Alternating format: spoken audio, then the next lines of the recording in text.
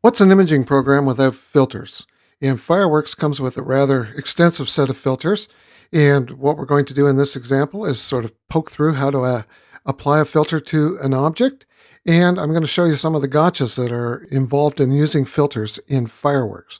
And to get yourself started, I want you to open the 06 underscore filter.png file located in your exercise folder. And when it opens, just select the image. Now that the image is selected, you'll notice that the Filters menu in the Properties panel opens up. And to add a filter, you just click the plus sign. Now, these are called live filters. And what that means is that as you change the parameters of the filter, you will see it on the image selected. So if I choose a filter, I can choose a color filter. I can even apply levels color adjustment here. I can full range of bevel and emboss. There are blur filters. You can put noise in here. You can convert images to alpha, find their edges. You can apply shadow and glow, sharpen filters, and then down below here are Photoshop Live effects. And we'll take a look at applying a live filter and a Photoshop Live effect. And then what we're going to do is we're going to pop up here to the filters menu. So let's put a drop shadow on this image. So the first thing you do, of course, you select it, click the plus sign, look for shadow and glow, and select drop shadow. And as soon as you select the filter and apply it, you notice there's the drop shadow there. There's the live filter. And now you can adjust the parameters. You can change the filter color with the color wheel here. Well, it's a color picker. If you click it, you can change the color of the shadows. If I want a dark gray shadow, I can do that. I can adjust the size of the shadow just by sliding up and down here. So take it up. Let's take it up to 19 pixels. Over here is the opacity of the filter. If I pull it down, you can see it becomes very faint, or if I take it up to the top, it becomes very strong.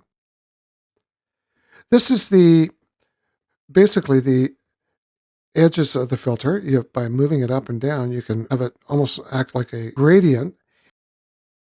And this choice here shows the direction of the filter. So you can see the circle here is pointing down to this little corner here, and that's exactly where the filter is. So if I swing this around to there, you notice it moves to that side. So you can actually change where the filter is applied just by simply using the little control here. You can also, of course, knock it out. You see, it just knocks the picture out. You can use it as a knockout. And to apply the filter, all you do is you just click anywhere on the pasteboard. Now, if you want to get rid of the filter or make a change, you come down into where the filter is listed. Now, the I button here opens up the parameters and you can make your changes there. If you want to get rid of the filter, you select the name of the filter and just click the minus button. Okay, let's take a look at the Photoshop Live effects. Now, the Photoshop Live effects are a limited selection of filters from Photoshop. You got the drop shadow, inner shadow, you got all these things. So if I want to put a Photoshop drop shadow on this one, you can see there it is there. And I can change the opacity. So if you're used to working with Photoshop filters, you get all kinds of choice here, as you can see. There's the angle. Okay, you see there's that little tool. You can spread the filter out. You can even change the color. You can even mix them if you want to put a bevel on it as well. And these will work as Photoshop images. So you could export this out as a PSD image and away you go. Okay, we're going to cancel this.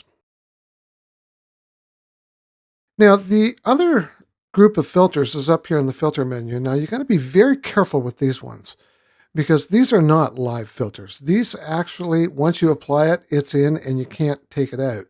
So for instance, if I want to apply a blur filter to this, I can apply a Gaussian blur to the image and you can see that it blurs out. And as soon as I click OK, that's it. I can't change the setting. It's locked in. So you got to be very careful with these ones. Okay, just click cancel. There's how you apply filters in Fireworks. You basically select the object to which it's going to be applied, choose the filter you want or the Photoshop Live effect. You have some options here. You can turn them all on or off. You can also bring in filters that are aimed specifically at Fireworks, and there are very few of them, so I'm not too sure why this is even here, but you can bring them in and add them if you so choose. Or you can use the filters menu, and as I pointed out to you, be very careful with that one because it bakes it right into the image. Once you've applied the filter, that's it. It's done. You can't change it. It's not live.